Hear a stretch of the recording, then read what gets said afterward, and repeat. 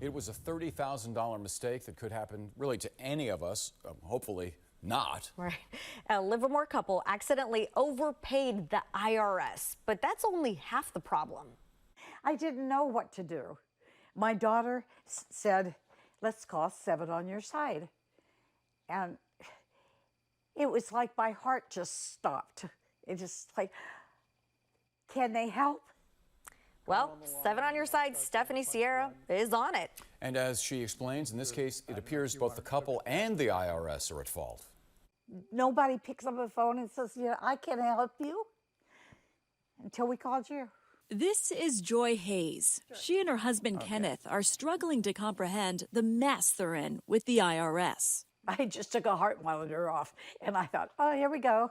All joking aside, the Livermore couple tried to pay their estimated 2025 taxes due next year early. According to their estimate, the total due for the year is $3,360. Not $33,000. You can see by her expression that number did not make it on the check, at least not in the right spot. Joy wrote the correct amount on the numerical value box, but accidentally wrote out $33,060 on the pay to the order of line. Oops.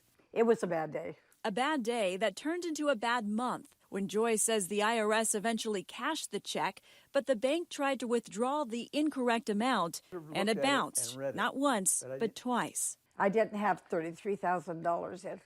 I would have gone out and bought a car or something. Instead, just a call from the bank. And they says, we can only go by the amount that's written in, not the amount that's numbered in. They said the IRS would probably get in touch with us. Well, that never happened. Instead of identifying the discrepancy, Kenneth says the IRS issued a $661 penalty, claiming they underpaid or paid late.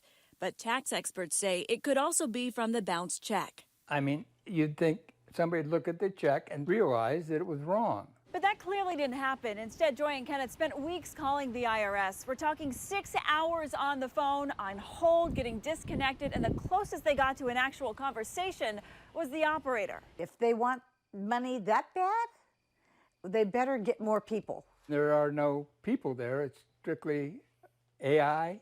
Well, the short answer is a human probably has not actually looked at what the actual situation is. Chris Hausch is a San Francisco-based tax attorney. He explains while the IRS is overwhelmed after losing a quarter of their staff in the midst of federal cuts, the Hayes' predicament should have been avoided. Unfortunately, the payment processing unit and the tax return processing unit are two different places. The check got separated from all the paperwork, and so nobody has double-checked the two items together. Do you see this often? Often enough.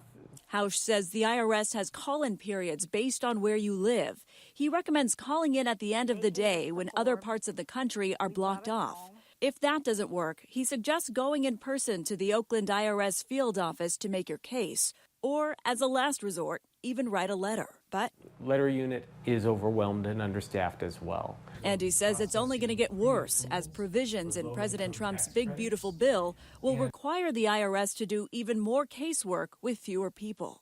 So I'm going to expect more snafus. Not what Joy wants to hear. A bad day is right. If I owed $33,000, I'd go to jail. Well, that won't happen. The U.S. Treasury got rid of debt jail back in the 1700s. But the two of them will be anxiously awaiting an answer from the agency. And in the meantime, maybe seeking some tax-induced counseling.